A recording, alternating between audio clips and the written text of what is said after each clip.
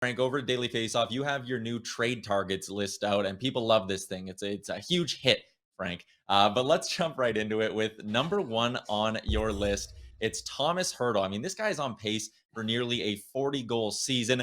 The Sharks are probably thrilled that he's having this much success because the price is going up. He's number one on your list. Would you consider him a lock to be moved before the trade deadline?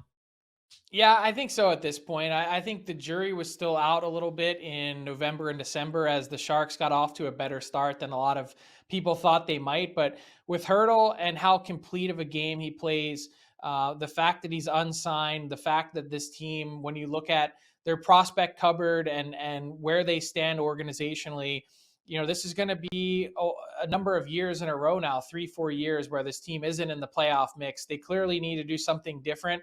And that's the one thing that's hurting them is what they have on the way in the pipeline. And the list isn't very deep. So Hertl is a guy that really could help bring back a significant return. And, it's just a fascinating time of year. We saw our first trade of the year in 2022 on Wednesday with the Pittsburgh Penguins sending Sam Lafferty to Chicago. And that's coming right at a time where all these teams are beginning to gather, some virtually, some in person, to get their front office together with both their amateur and pro scouting departments, hold these mid-season meetings and say, hey, what does our list look like? Who are some of the players that we will be targeting? And so that process is underway at the moment. And lots of teams are having these conversations about Tomas Hertl. And moving forward, he's going to be the most in-demand player at the trade deadline on March 21st, 75 days away from right now. And I can tell you in advance, one team that's already begun to have conversations about Tomas Hertl is the New York Rangers. How strong of a fit would he be as they continue to look for some middle six help? So there's lots of options. Name a team that Tomas Hertl wouldn't make better. The list is very small. Yeah. Moving on to another one here, you have Jakob Chychrun and Ben Sharat near the top of that list. Sharat, a pending UFA. Chychrun, probably a guy who a team that, is looking to bring in a guy. I mean, 3 years left. He'll be able to help you for more than just one playoff run. But lower down the list, you have Mark Giordano, Nick Leddy, and Calvin DeHaan. So 3 other pending UFA defensemen. What's the market going to be like for these rental defensemen, and who do you think could be sniffing around the likes of those 4 players? Yeah, I think it's going to be interesting in terms of sort of the delineation of, we've got one group of players here, and then we sort of got a separate group of rental players that are a bit further down on the list. And I think Sharat is, by virtue of putting him at number 2, is going to be in significant demand. It's been reported in the last couple of days, the teams that have been after him and been in conversation, the Florida Panthers were one, the St. Louis Blues were another. I can't say enough good things about Ben Sharat. You look at the Winnipeg Jets and sort of how long it took them to replace him after they left, how hard they were after him to try and keep him.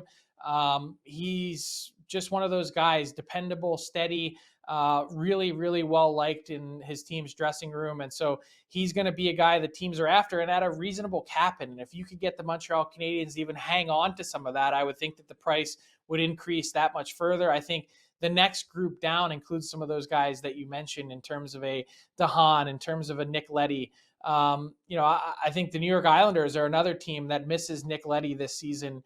You look at his contributions and you look at some of the winning teams that he's played on. 4 times his team has made it to the conference final that he's played, and he's still only 30. He's a guy that has some wear on his tires with 808 career games played, but someone to me that I think, especially if you can get Detroit to, again, retain a little bit of salary, that a lot of teams could fit into the mix, and he could certainly make a lot better.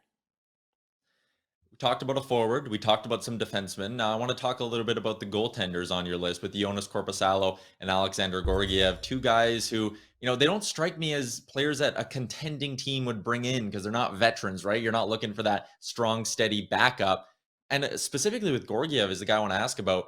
The Rangers are in the playoff mix. We're talking about them adding. Would they really move Georgiev before the deadline? Yeah, and we've spent the last couple of days talking about how important it is to have multiple goaltenders. The fact that 97 goalies have been used to this point in the season. We're closing in on a record.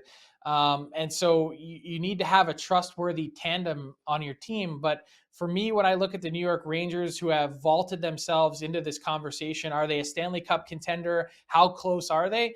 that Georgiev at this point is a luxury that they probably can't afford to have.